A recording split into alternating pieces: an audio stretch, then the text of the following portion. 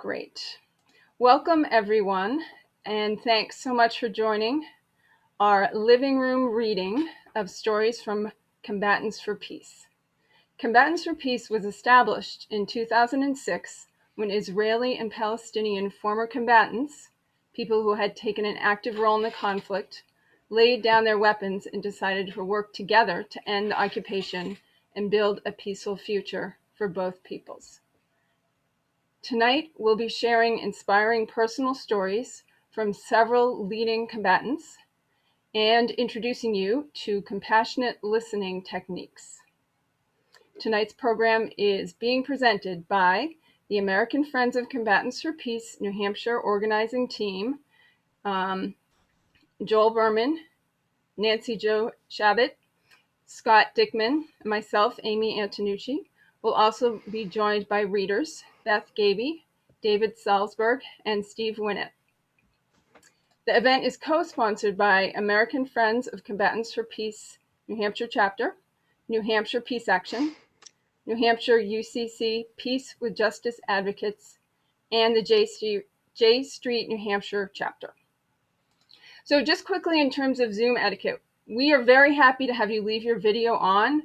We really like the feeling of being able to see each other and feel connected. We do ask that you keep your audio muted if you aren't talking. We also want to mention that we know that this is a topic that can bring up very strong feelings for people. And we hope that you'll take care of yourself around that and that you can remain respectful and civil to each other, even while having strong feelings. We will go ahead and mute people who exhibit behavior that feels unsafe to others, like yelling. We want you all to be engaged and everyone to be heard, but we've also made a commitment to making the space feel safe. Now, I'd like to have each of the New Hampshire team introduce themselves quickly to you. Starting with, I don't know who, how about Joel? Let's start with Joel. Okay, hi everybody. I'm from Concord, New Hampshire, but right now I'm in the tiny little hamlet that's Hartford, in the middle of Maine, and I'm mentioning that to you because the internet up here is sometimes a bit iffy, and just want you to know that if I disappear in the middle of this, don't send a rescue party. It's because the internet is down, and my associates will be quick to take over. I have joined the cause for Combatants for Peace because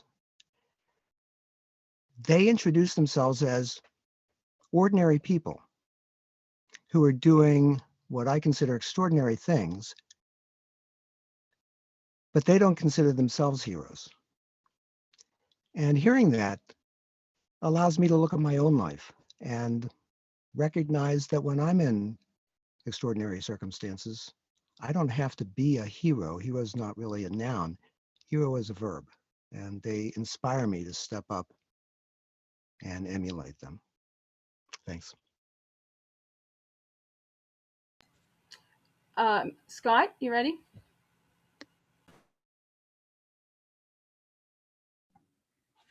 Good evening, everybody. I'm Scott Dickman. I'm in Concord, New Hampshire. I lived in Israel for some time in the early 1970s, went back many times, and always considered myself an ardent Zionist.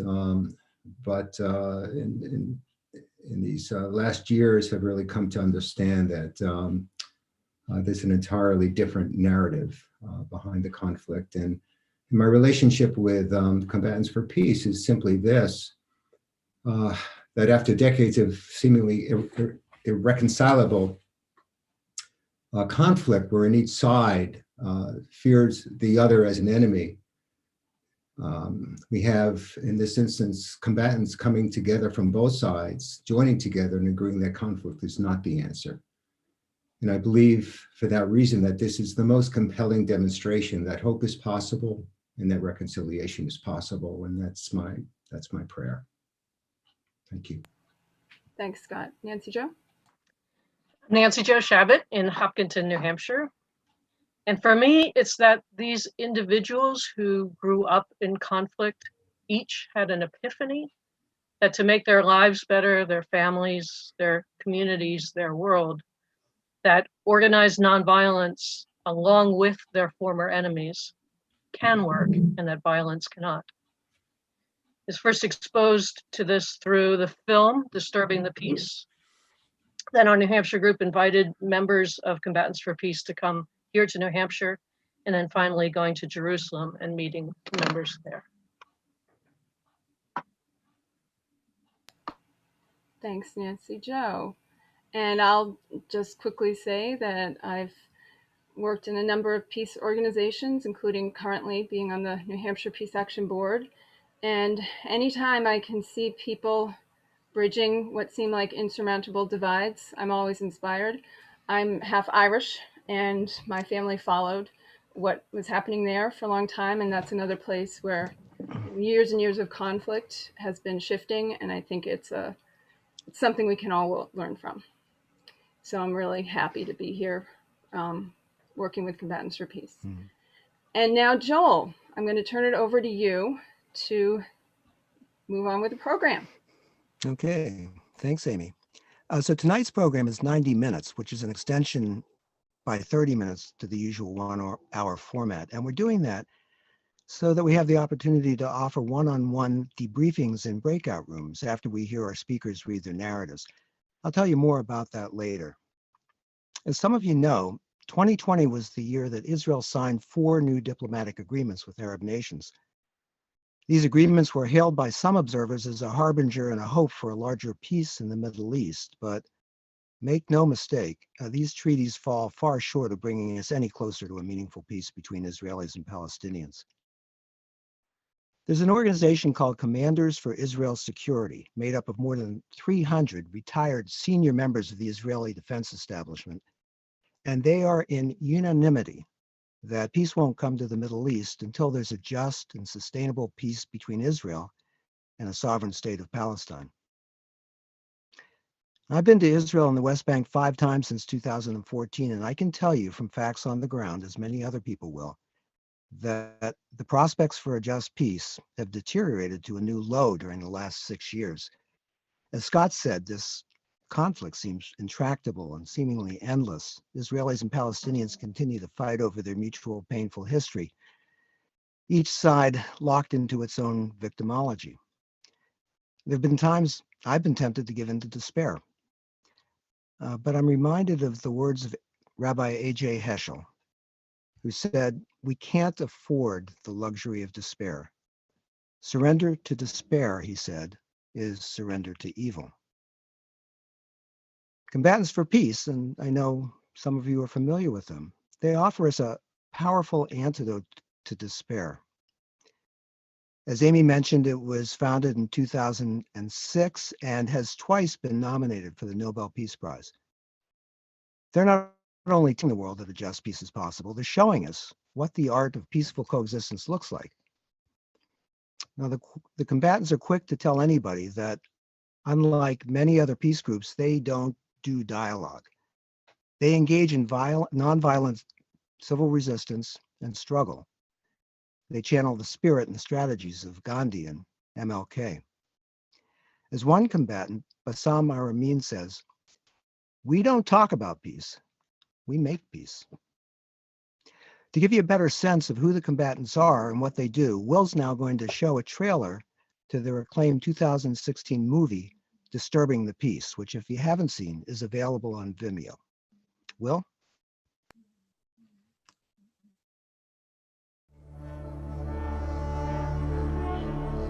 I was 4 years old when we were attacked on Yom Kippur. I remember us running to the shelter in Tel Aviv. It's very concrete for a child. They want to kill us. And I really didn't understand, why do they hate us so much? ناصر أخوي كان أصغر مني، له كان تقريبا عمره 14 سنة. الجيش اللي حكوا أطلقوا عليه رصاصة. أنا ما بعرفش كيف هذيك اللحظة قدرت أتحمل الموقف. كان عندي حلم أني أكون مقاتل في صفوف الثورة الفلسطينية يعني وأكون جزء من الكفاح المسلح ضد الاحتلال. كنت مستعد أنه أموت في سبيل هاي الأفكار. I was admitted into the most prestigious unit in the Israeli army. I was extremely proud. I knew my father was proud.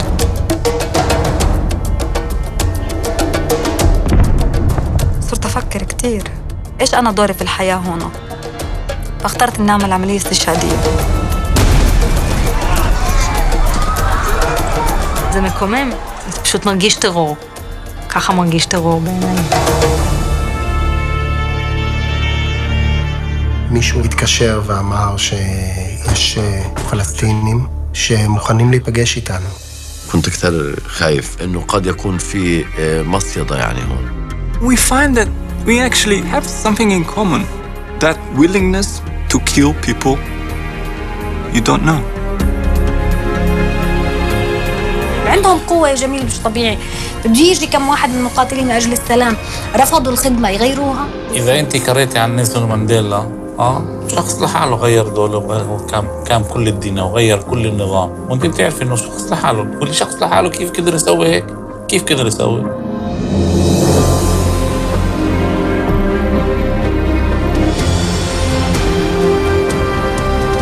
יש פה שני צדדים לא אלימים, ישראלים ופלסטינים שרוצים להיות ביחד. أنا بفقدش الأمل في فكرة إن السلام إنه ما في طريق ثاني غير السلام.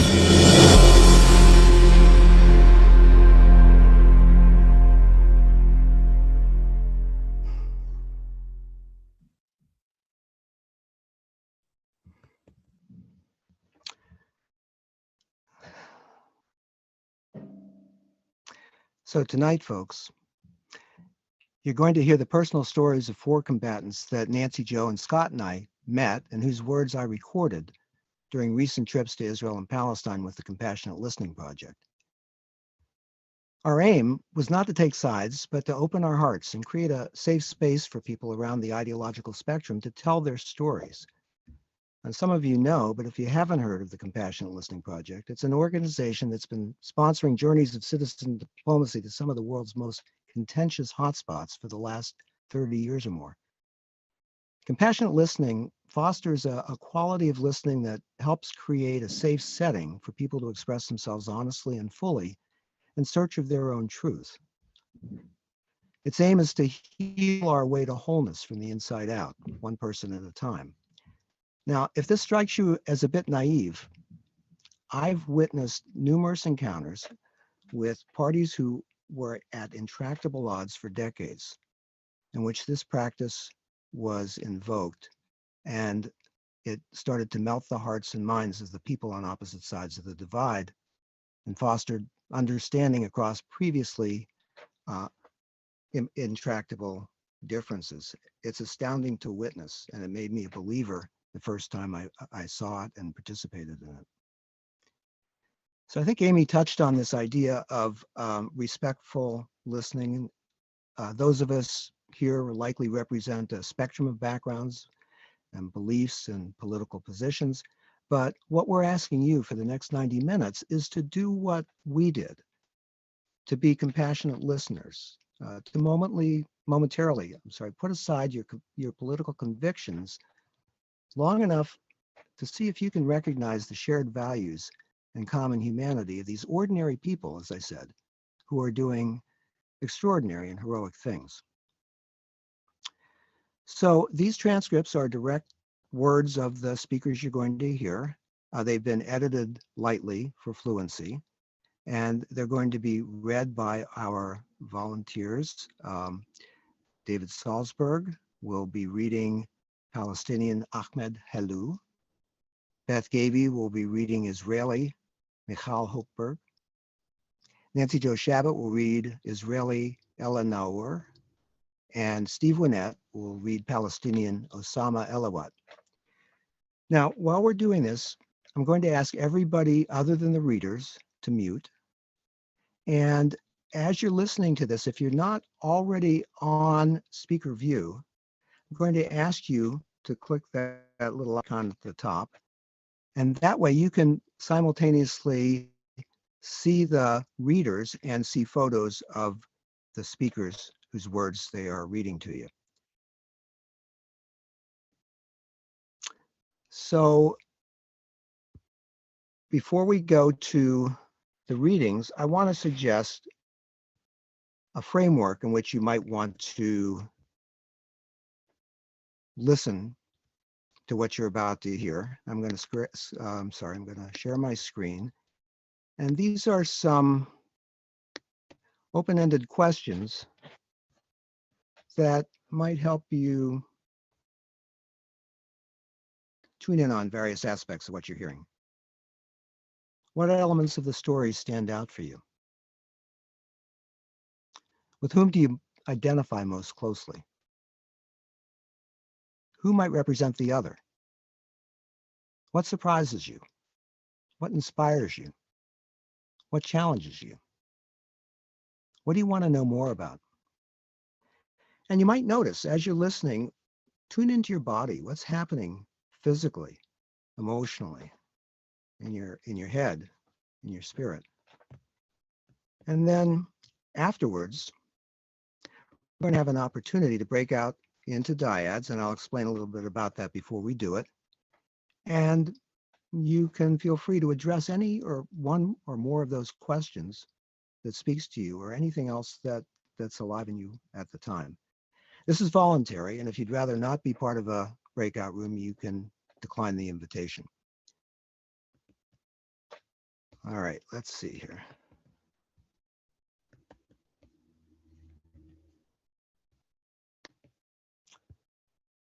So we're going to start with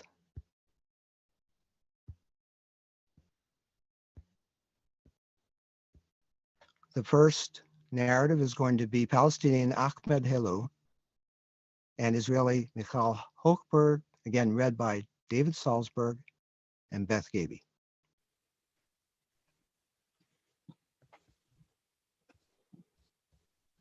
Good morning. I'm 47 years old. I was born in Jericho and grew up hearing my grandparents' story about the 1948 war. How many people were killed in front of them, how many bodies they passed when they ran from their home in Beersheba to Jericho.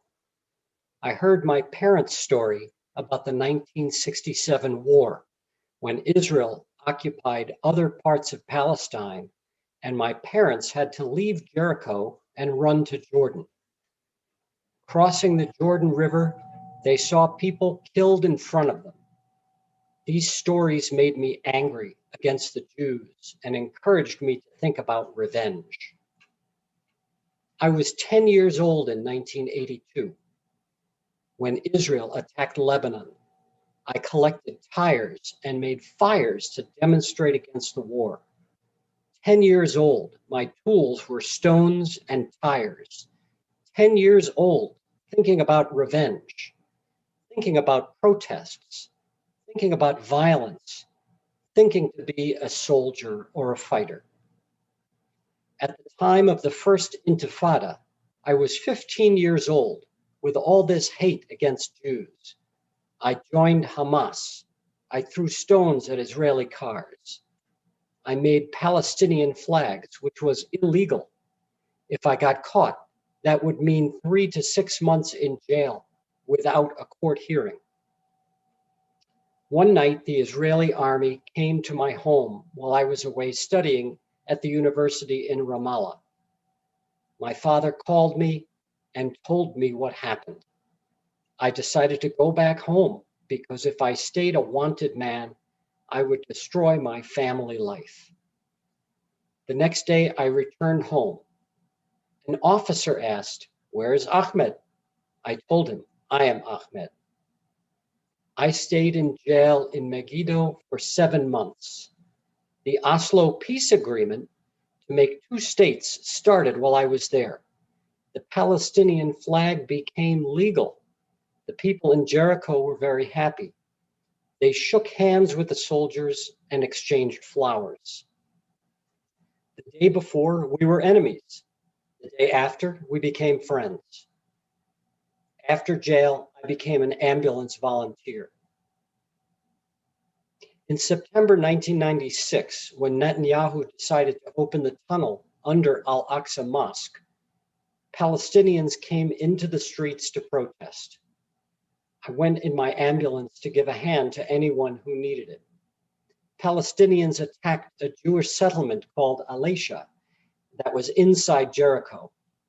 I saw a guy fall down near the entrance to the settlement. He had been shot. I ran to help him. He was a friend of mine. I tried to carry him to the ambulance. In a few meters, I fell down. I asked myself, why did I fall down? I'm strong enough to carry him a few kilometers, not just a few meters. I tried to get up, but I couldn't. The people around us started shouting, injured, injured. They carried me to the ambulance and took me to the hospital. I woke up with a voice calling my name and asking me to open my eyes. I was in a bed surrounded by nurses.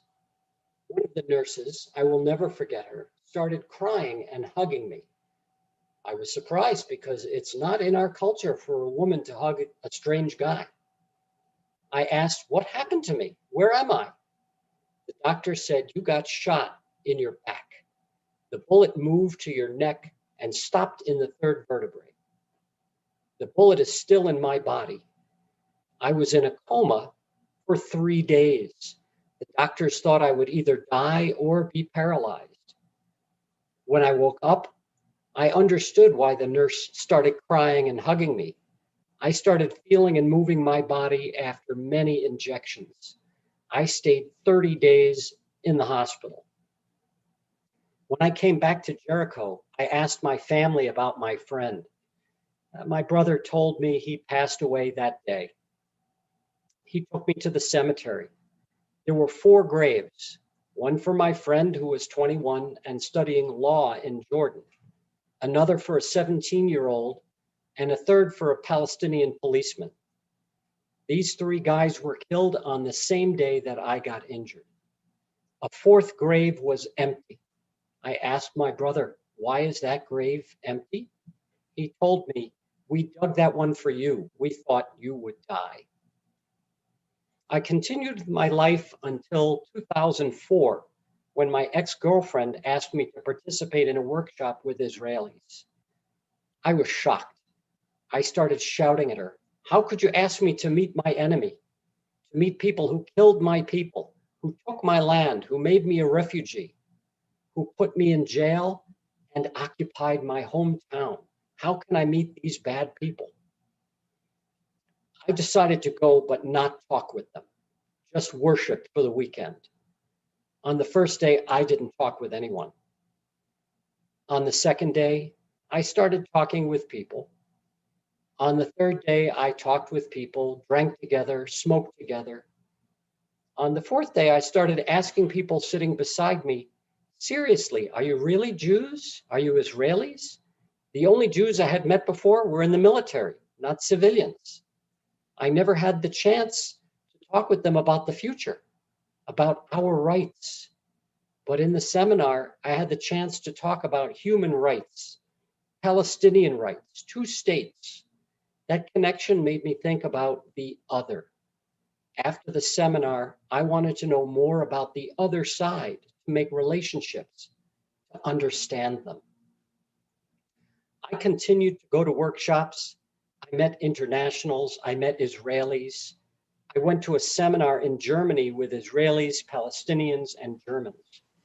In 2013, I got an invitation from Combatants for Peace to give a speech on Memorial Day. After that, I became a member and continued my protests to end the occupation and the conflict between the Arabs and the Jews. If we end the occupation and the conflict continues, we won't do anything. We won't have trust and understanding among each other. We must also end the conflict and build a strong basis for our future, for my kids and grandchildren. I hope we will reach this target someday. Thank you so much.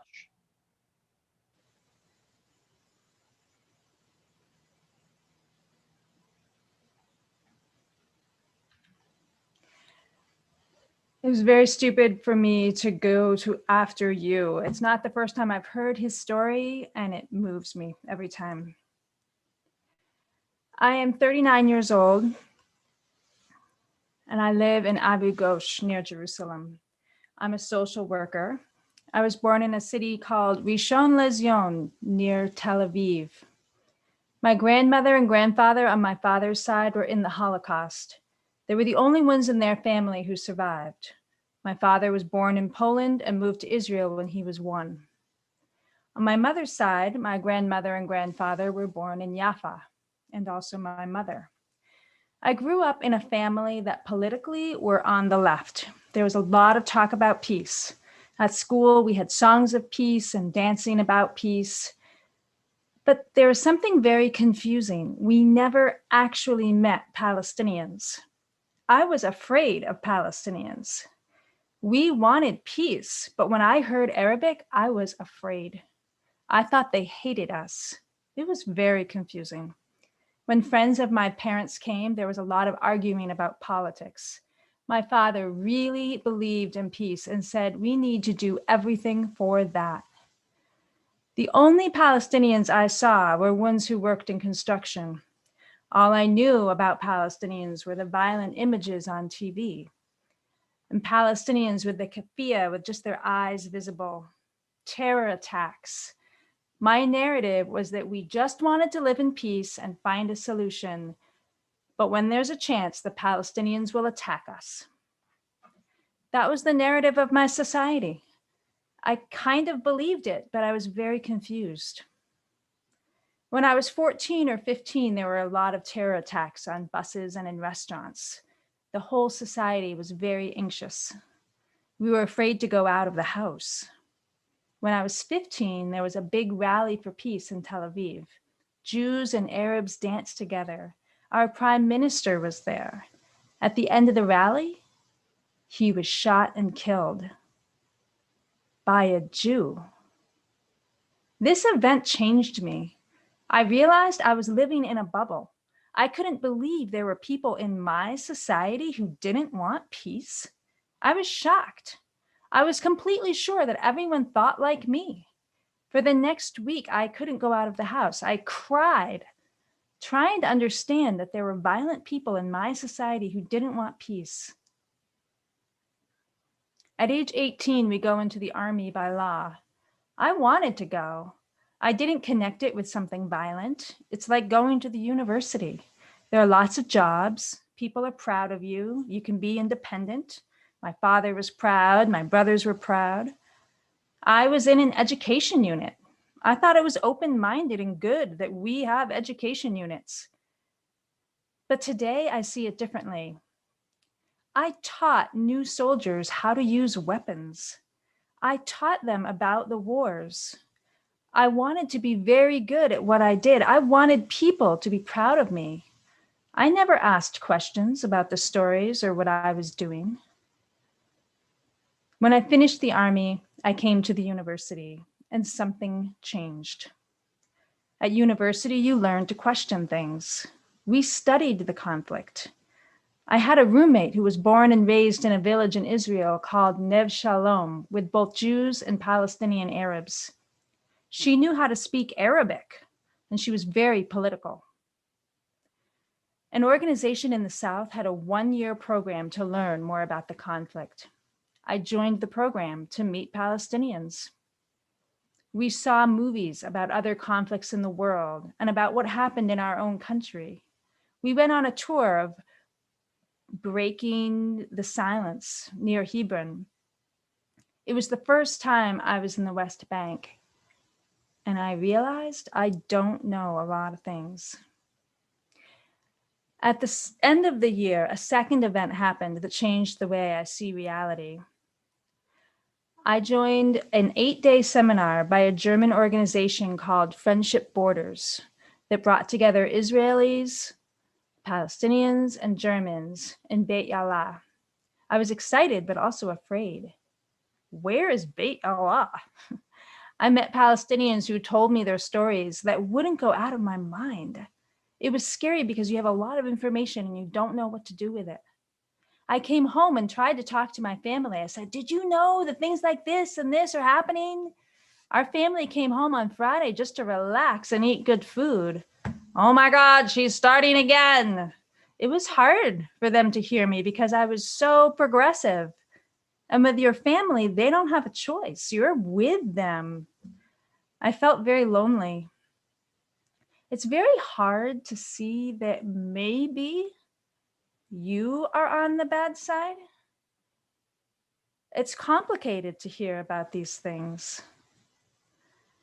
I went to Germany with Friendship Across Borders and met Ahmed and Suli, one of the founders of Combatants for Peace.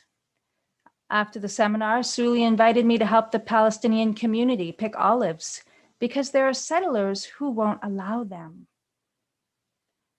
Combatants for Peace are heroes for me because our members are people who have been held in high respect in their communities. They are brave enough to say things that people don't want to hear. They take responsibility and they influence our society in the way they think is best.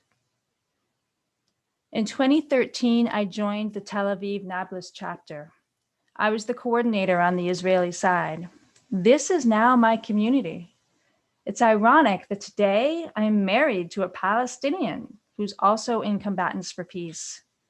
For a long time, we lived close to Ramallah. Things have changed quite a bit for me.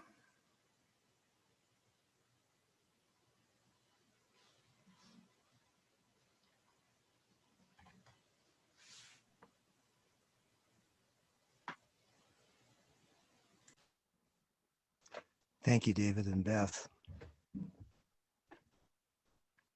Let's just take a few moments to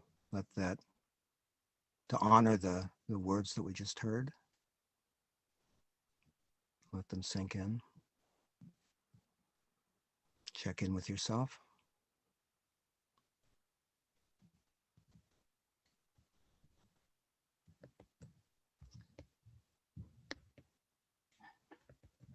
And now we're going to our second pair of speakers, Ella Naor and Osama Elawat, read by Nancy Jo Shabbat and Steve Winnett.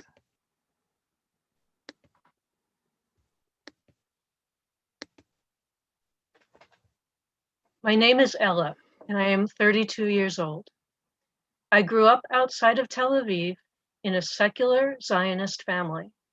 All my grandparents lost their parents and siblings in the Holocaust, and they talked about it.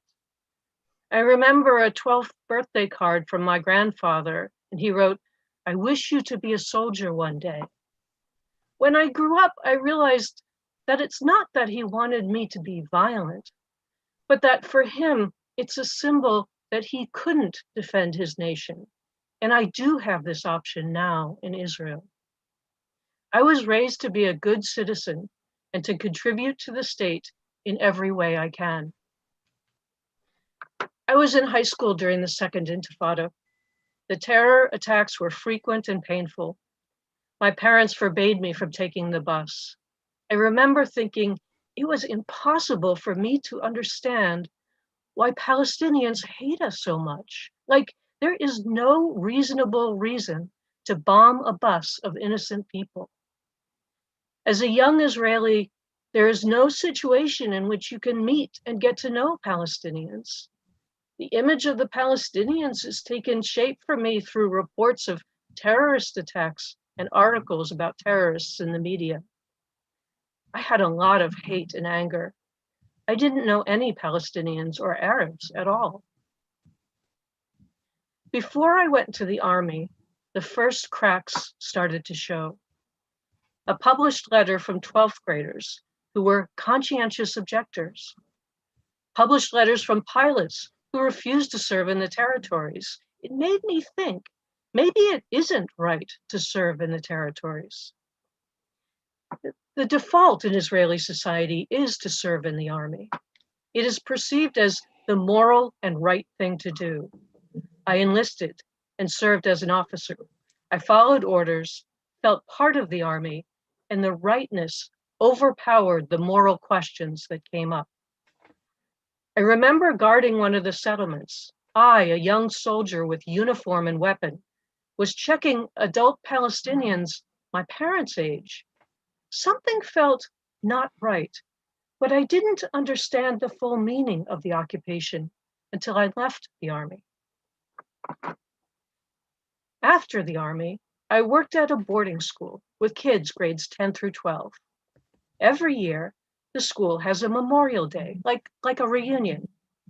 Former students come back wearing their uniforms for the ceremony, and it's very moving. And everybody is happy to see each other and crying about friends they've lost. And I had this moment. I was looking at my kids that I loved, and I was thinking, what will happen next year? They will come wearing uniforms. Maybe one of them will die or be injured. Maybe one of them will do something bad, like kill someone. I had this feeling that this is a circle that will never end. And if I come in 50 years, there will still be students coming to this ceremony in high school, wearing uniforms, crying about their friends. I had this very clear thought. We have to do something to stop this. There has to be another way. I knew it couldn't wait anymore and that it was my duty to act. I read about this organization, Palestinians and Israelis working together to bring peace. Combatants for Peace restored my belief that most people on both sides want to live their lives in peace and quiet and with mutual respect. Just to see each other as humans and to look in the eyes of the other is something big.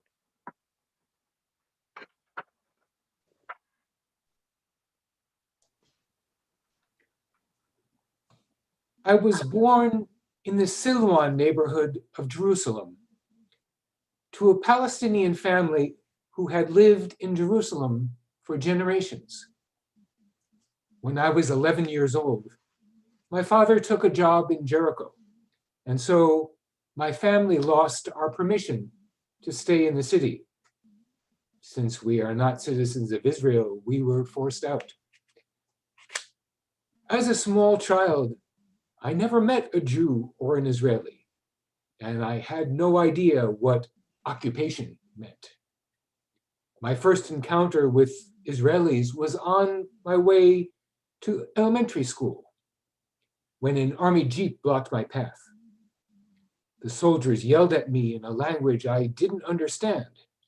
They held large guns in my face, grabbed my hands, and took my school bag, dumping it violently out onto the pavement. I ran home in terror, my sandwich crushed, my face streaming in tears. After that, I was afraid to go to school, and my father would walk with me. Soldiers stood across the street from the school. Some of the children would whistle and throw stones at them, but I did not join them. In response to the stones, the soldiers would throw tear gas at us. Sometimes the school would be closed for days or weeks. At night, I would hear young people demonstrating in the streets. Soldiers would enter people's houses and take the kids out to clean the streets. Once the soldiers knocked on the door of my house very loudly. We kept the lights off and stayed silent, hiding under the blankets and hoping they would go away. They broke the door down. Suddenly, I saw a soldier standing in the dark of my bedroom with a weapon. My parents ran toward them. My father was shouting in Hebrew. The soldiers kicked my mother to the ground, grabbed my father, and dragged him out into the night. My mother, sisters, and I cried all night, not knowing if my father would come back alive. He returned in the morning, covered in blood and bruises. He didn't speak. My father was forever different after that. He would just sit quietly and smoke in the corner, not interacting or engaging like he had before. That was when I realized that I had to be a man of the house to take care of my mother and sisters, since my father was no longer able to protect us. I was 13. I decided that I need to take an active role against the occupation, to work to ensure that what happened to my father would not happen to anyone else's father ever again. I started participating in the resistance. When I was 13, the soldiers came to my home and arrested me for hanging a Palestinian flag. It was a homemade flag that my friends and I had cut from our old t-shirts and hung it prominently on the tree outside my house. I was interrogated, physically and emotionally tortured by the military, locked in solitary confinement for weeks, and put in jail for 6 months with no trial. That is when I lost my childhood. When I was released from jail, I knew I had to fight the occupation. Years passed, and when the Oslo Accords were signed, I was supportive. I wanted peace, and to finally have a state of my own. I thought Oslo would mean an end to the occupation, an end of the terror from the Israeli military. I proudly volunteered for the Palestinian police force, believing I could finally protect my people and we would be safe. In 1996, we were sent to guard a settlement near Jericho. We got stuck between Palestinian protesters throwing stones and fearful Israeli soldiers who started firing live bullets at the young protesters. My friend on the police force was wounded. The ambulance that came to evacuate him was shot at by the Israelis, even though we were there to defend them. The paramedic was shot. This was one of the most tragic moments in my life, that my best friend, who I convinced to join the police with me, was killed, and I couldn't do anything to help him. After that, I refused to serve in the police again. I had been through too much. I no longer thought it was possible to protect my people. I wanted revenge. In 2010, a friend invited me to a meeting in Beit Yala. When we arrived, I discovered that Israelis were there. I refused to go in, but we had arrived in his car, so I couldn't leave. I sat outside and I listened. I heard an Israeli woman say, "We're allowed to defend ourselves and our people, but what happened in Gaza? To blow up a whole building and kill dozens of families and children just to take out one terrorist? That's not acceptable to me. That is not my people. That is not my army." That moment changed my life. I went inside and turned to the Palestinian translator, unsure of what I'd heard. "Can you say that again?" I asked. He repeated her statement. I started to cry. I was so surprised to find a single good Jewish person on this planet. I truly had not thought there were any. I thought, maybe if there is one, there might be more. I decided to find them. I started meeting with Israelis, learning about them, and slowly befriending them. My entire perspective changed. I went to joint nonviolent actions, working against the occupation with my new partners. I traveled to Auschwitz and understood why Jewish people feel it is important to have a safe refuge. I learned their side of the story. Understanding other people's narratives is important if you want to make change.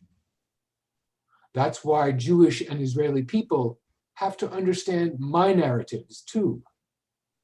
If we want to make peace between us, it is important to understand one another's stories. I'm proud of what I'm doing, even though some people are against us.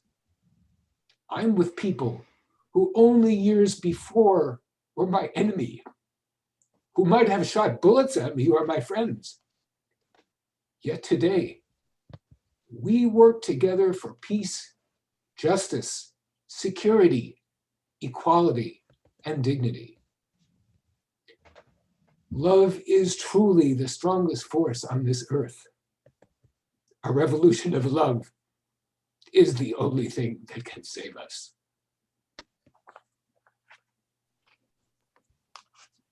Ella and Osama, if you had the chance to have a conversation with someone you think is on the other side of your points of view, what would that be? What would be in that talk? Many people want to argue about facts. Who was here first? Who started this fight? Who tried more times to end the conflict or to bring peace? And who is the partner and who isn't? I always try to say, okay, do you want this to stay forever? Or would you like change? I think most people don't know what to imagine when we talk about peace. It's like, what is peace? We never practiced it. What's it like? Can we go together to the beach, to Jericho? Can he come to my home? Can I come to his home? This is what I would like to do more with people, to practice believing in imagining peace. When I go to Israelis, I show them that I am not against their country. I am sorry for everyone that gets killed. And to show Palestinians that Ella is not the soldier who destroys and demolishes houses. She is the Jew who came to rebuild your house after the demolition. I believe that violence will not change anything. The only way to change is by meeting people and talking. There is no other way. This issue will not be solved by military, and we will never kick the Israelis out of this land, and they will never kick us out. We both are living here, and we don't want conflict. We must crash through the walls, not the physical walls, but the walls inside us. Because you know, I don't want my kid in the future to be in jail, and I don't want him to throw stones at Ella. That's what gives me power to see change.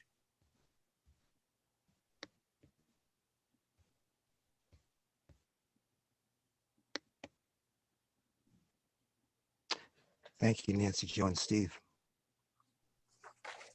And again, let's take a few moments of silence just to honor the words of the speakers.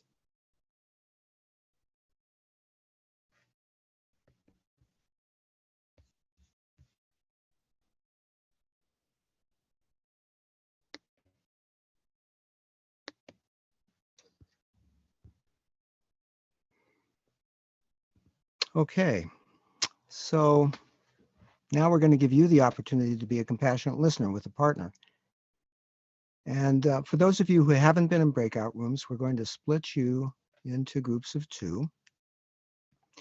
One of you will be the speaker, the other the listener, for a period of up to 5 minutes.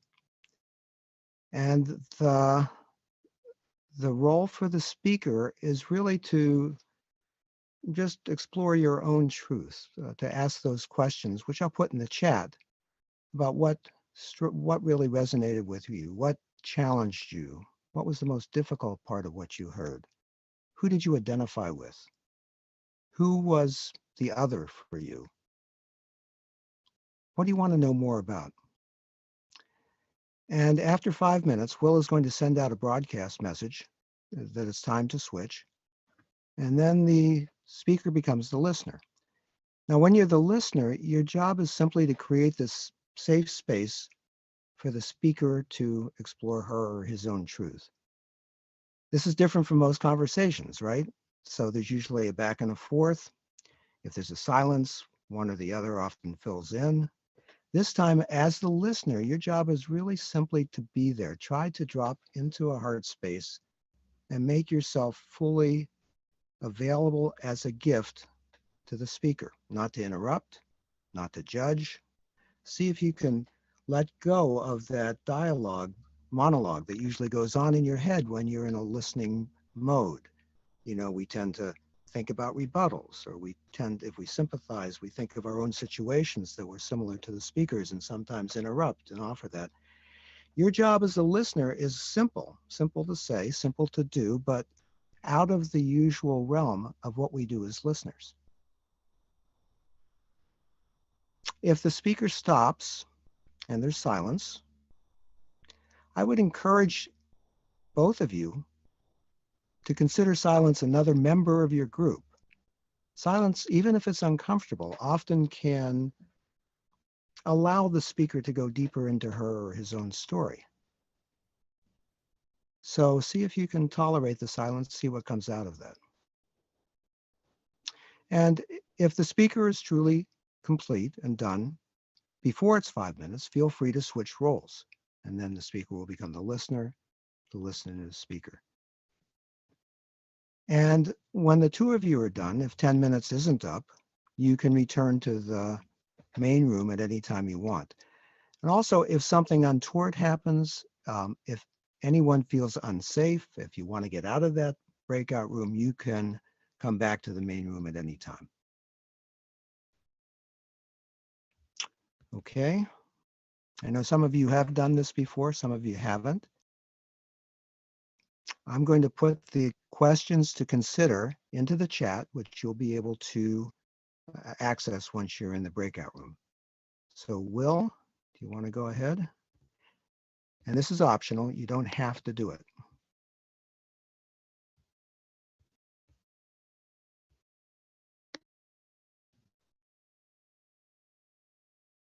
Welcome back, everyone.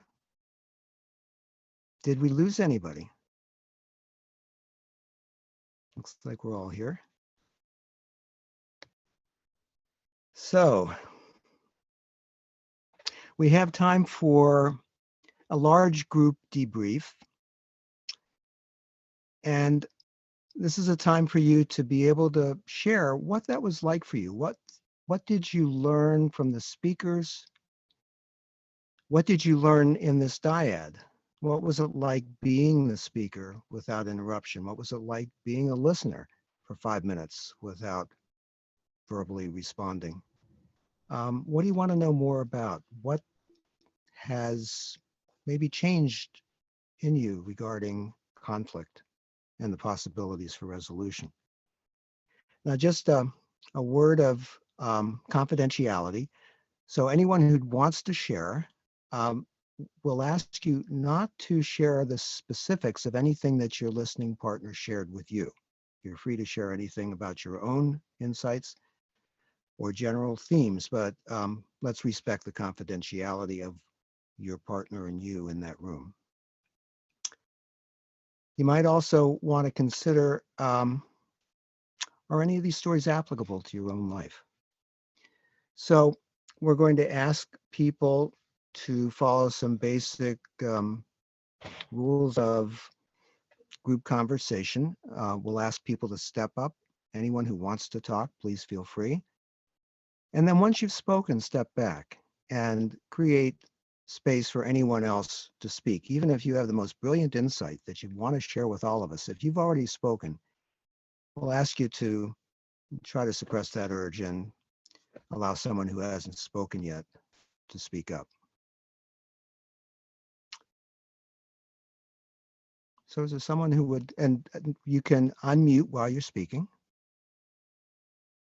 And anyone who would like to share what's alive for you right now. What was this like for you?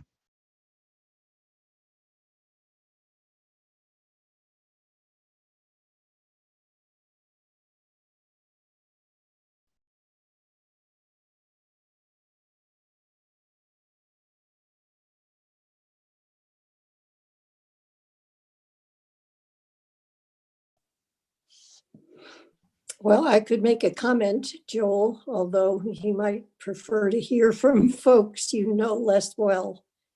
But I'll go ahead. This is the second time I've done this. And I did it with a different set of readings and a very different group of people the first time. And the first time I ended up in a triad with two people who thought the speakers were, once a terrorist, always a terrorist, or the mother who sought an education for her children that was open to both sides of the conflict, was preferable to the regular Israeli education. Couldn't be right because Israeli education is the best in the world. So my experience in that triad and my experience today were night and day. I left that triad obsessing about things they had said that I just couldn't agree with. I felt helpless to speak up, even though I had my turn. On the other hand, today, with someone who sees things very much the way I do, was very comfortable and easy. So I'm curious about how other people would react to that.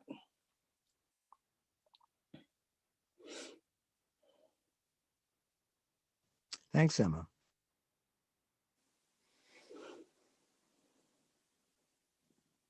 Anyone else who'd like to respond or speak or jump in, please just go ahead. Emma, I think I'd react with surprise, but not maybe why you think. I would have assumed, I guess wrongly, it turns out, that this kind of an experience calls in people who are probably pretty close to already feeling like they could support understanding between Palestinians and Israelis. And I'm actually surprised to hear that someone who had such vehement thoughts would have even wanted to come to something like this and listen. And it actually gives me a great deal of hope that someone like that would be here, because I guess I wrongly figured that for the most part we were going to be speaking to a group of the already converted. So I'd be shocked, for sure, to hear something like that, because I don't think I would have expected it in a forum like this. Well, who knows? Maybe they left obsessing about things I said. I hope so. So anyone else who would like to? I'd also like to invite the readers, if you'd like to share what it was like for you to be a reader. Yeah, so this may be the third or fourth time I read one of the words of the speakers. And for the first time, I think I found myself identifying as much with the Palestinians, the Palestinian Arabs as the Israeli Jews. And seeing in my own life times when I've been the other, or I've seen someone else as the other. And I didn't expect to have that revelation tonight, having been part of this process a number of times. But each time you take something different away. And again, recognizing that both people on both sides of the issue feel tremendous fear towards about one another. And it's the fear of the unknown and the hope that it brings me to know that these people have gone through a transformation, that Combatants for Peace exists, and that I've become aware, there are many other groups on the ground working in a similar way on trying to bring people together, to tell one another their stories, to be able to identify with each other, find the commonalities. And that does bring me hope. Thanks, David.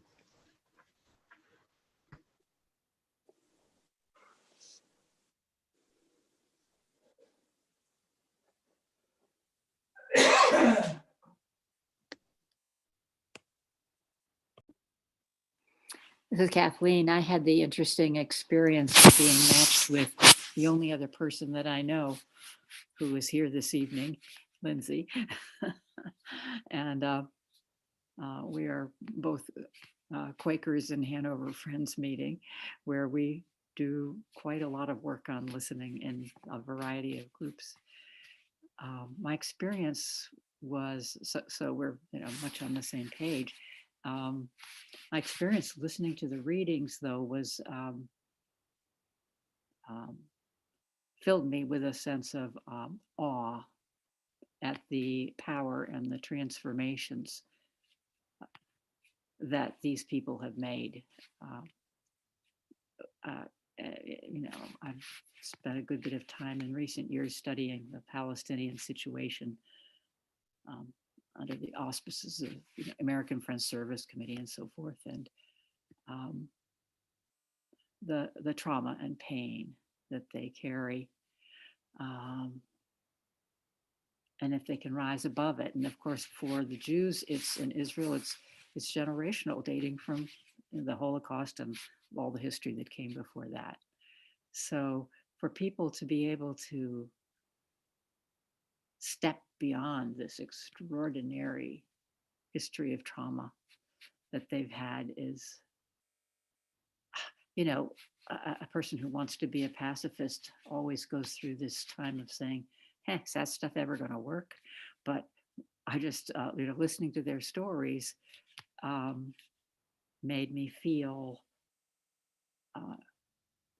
the immense power that they have.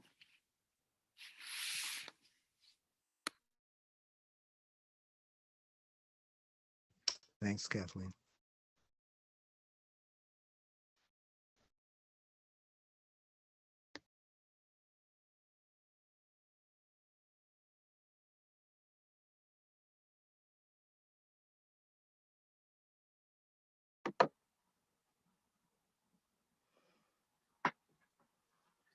I feel like mentioning that in the narratives that we've read in other settings, we've never done this before, just Combatants for Peace. And we did that, I think, because New Hampshire Peace Action wanted to do a program focusing on Combatants for Peace, and we had these stories to tell. And so we wanted to share just their stories. And because Combatants for Peace are always in teams, always an Israeli and a Palestinian together, I felt like that they not just amplified each other's stories, but showed the different narratives and they exemplify so much how two people see the humanity in each other. That it was really a privilege for me to think that we could do one of these narrative programs just on Combatants for Peace, just to really amplify that. Thank you. Thanks, Nancy Jo.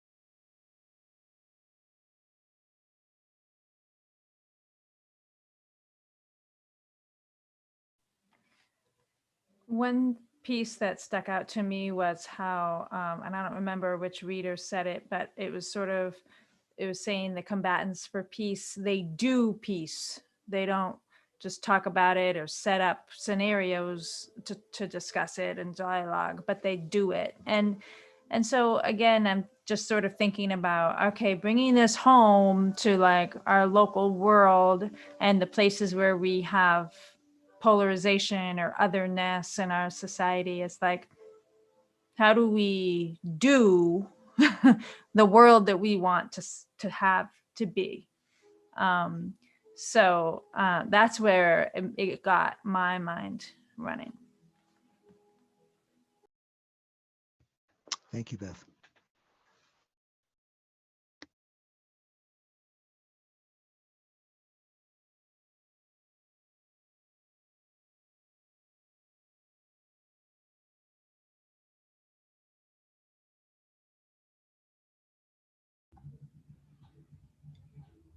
Yeah, Beth, you really moved me to step forward here, because I too was thinking more locally. I've been recently participating in a racial justice book club, and vis-a-vis Black Lives Matter and all of those issues. And I am, and the model for me has been for the longest time vis-a-vis how to go forward domestically, the Combatants for Peace, because as I believe I said in the introduction, they are the most compelling messengers for how this can work. You know, it's not about the particular facts. It's not about the ostensible truths that people adhere to, despite, you know, the calamities that unfurl as a result of adhering to one side or the other. It's about recognizing the humanity in one another, and I think that for me, increasingly, the premise and basis for the healing is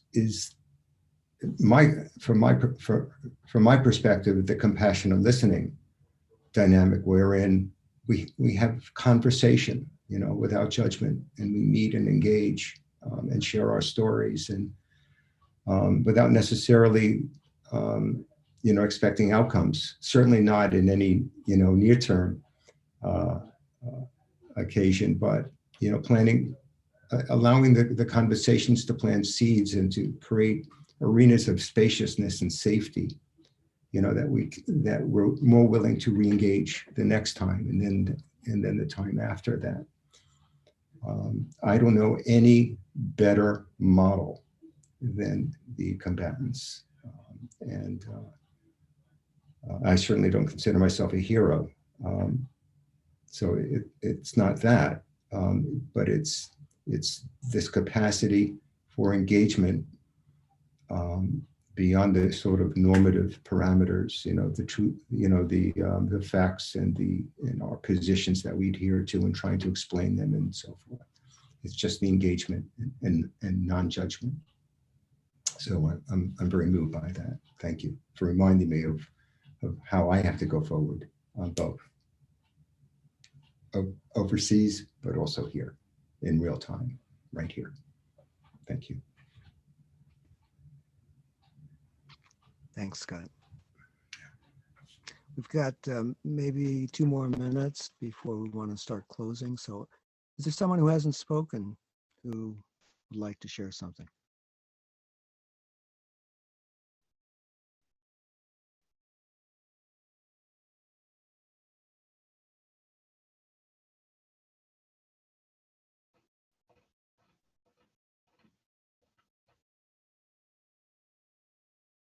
Well, I'll say something that was new today, a new insight. My dyad partner asked me, "You've done this so many times. Is it the same experience for you each time, or is it different in any way?" And I didn't have time to really explore that, but I knew right away what the answer was. The answer is it's very different for me.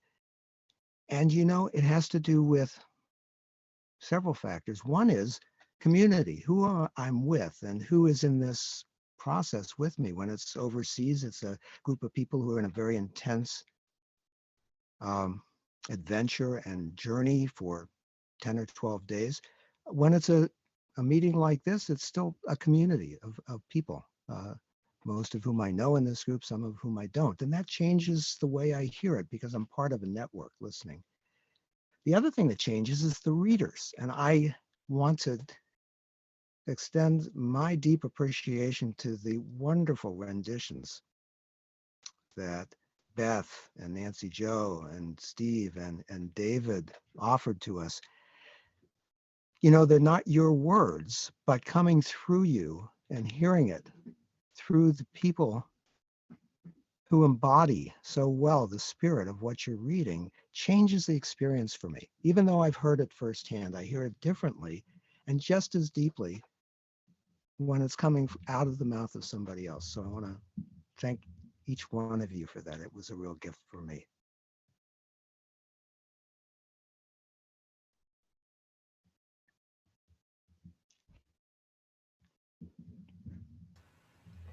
So Jill, should I take it here? I think so. Time's just almost up. Yes. Yeah, thanks. So thank you all for joining us tonight and participating in our program. We really appreciate having this time to spend together. Thanks again to the American Friends of Combatants for Peace, New Hampshire Peace Action, New Hampshire UCC Peace with Justice Advocates, J Street, New Hampshire, and to Will Hopkins, Beth Gaby, David Salzberg, and Steve Winnett. So if you want to learn more and follow the work of and contribute to Combatants for Peace, their website is cfpeace.org. I'm going to put that link and the link to our other links to our other co-sponsors in the chat. In a moment. Yeah, well, I'll get there. And, oh, yes, thank you, Joel. He's got some going on there. And we do hope that you will keep up with the group. Again, there's Combatants for Peace has an American and a New Hampshire chapter, and we're happy to have more people join us to continue learning and supporting the group. So you can reach out to us if anyone wants to do that. And that's really it, unless one of my fellow leaders here wants to say any last word. All right, then again, we thank you so much, and feel free to save the chat and get those links. And we hope to see you again at this or another program, or